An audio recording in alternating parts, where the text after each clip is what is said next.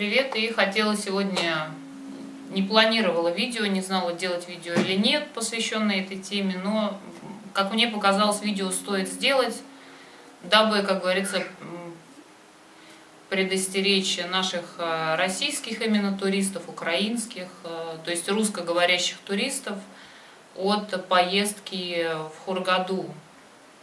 Популярное туристическое направление среди наших сограждан. И недавно появилась информация, что в Хургаде сейчас бушует лихорадка Денге. Вот, сейчас прочитаю, что это такое. Денге – это вирусная инфекция, передаваемая при укусе инфицированной самкой комара. И существует 4 различных серотипа вируса Денге. Симптомы заболевания появляются через 3-14 дней, в среднем через 4-7 дней после инфицирующего укуса. Лихорадка Денге является гриппоподобным заболеванием, поражающим как детей грудного раннего возраста, так и взрослых людей.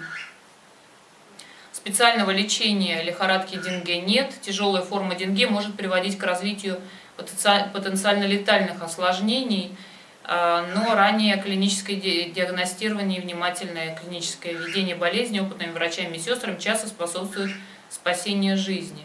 Вот, но не буду читать остальное, сами посмотрите, называется это лихорадка Денге. И с недавнего времени начала появляться информация в наших различных группах египетских, по Хургаде, по Египту вообще, что участились случаи заражения именно этой лихорадкой среди наших туристов. И спасибо большое, Марьям, кстати, за информацию, которую периодически подбрасываете. Вот, вообще с вами интересно общаться. Спасибо за все. Вот, и недавно в хургатинской группе вчера я опубликовала такое объявление: «Доброе утро, подскажите, как сейчас в Хургаде по поводу лихорадки Денге? Опасно ли ехать? Спасибо». И люди, которые находятся в Хургаде, стали отвечать, что парень просидел 2 месяца в Калабуше за разговоры о Денге. Еле выпустили под залог, остальные замолчали. В группе, которая подняла тему, тоже тишина, значит, все хорошо, все выздоровели. Понятно, то есть каким-то образом эту тему прикрыли в этой группе. Вот. Другая женщина пишет: 2 недели как здесь, все хорошо, а что было бы спокойнее, спрей от комаров и бутилированную воду. Другая женщина пишет: обрабатываю спреем квартиру и другим.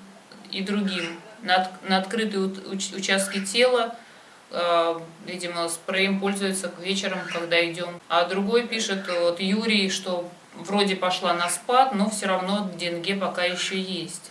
Еще Юрий пишет, что это лотерея, кому повезет, а кому нет. Среди кого я знаю, бедные цепляют, конечно, чаще, у кого сетки москитные не стоят. Денге передается именно через укус комара, и также, насколько я понимаю, передается через воду, так как я так понимаю, что комары откладывают именно, размножаются в воде. Вот, еще другая женщина пишет, что знакомая только что переболела, мы купили спрей. Еще другая женщина пишет: болею, то есть кто-то уже заболел Денге. Не так давно также Мария мне сбросила скриншот, что одна англичанка заболела, приехала домой, вот сейчас лечится. Так что всех, как говорится, предостерегаю, если есть возможность отложить поездку, соответственно, откладывайте.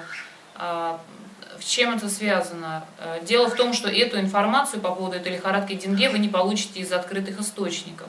Насколько мы поняли из комментариев, что даже за разговоры об этом люди, как говорится, платят достаточно высокую цену. С чем это связано? В Египте туристов не так уж много, и скоро уже, соответственно, Рождество, Новый год, и египетское, соответственно, правительство и туристические организации, конечно, не желают терять такое количество туристов, соответственно, денег перед Новым годом и Рождеством. Всячески египетское и правительство, и даже люди обычные пытаются всячески скрыть этот факт, что эта лихорадка есть, и она, как говорится, вовсю бушует, что люди заболевают, и достаточно большое количество, поэтому вам об этом никто не расскажет. Даже несколько дней назад я смотрела CNN, и в прогнозе погоды Египет рекламируется как туристическое направление. Поэтому будьте аккуратны, как говорится, берегите себя и своих детей. Всем крепкого здоровья. На сегодня все, пока.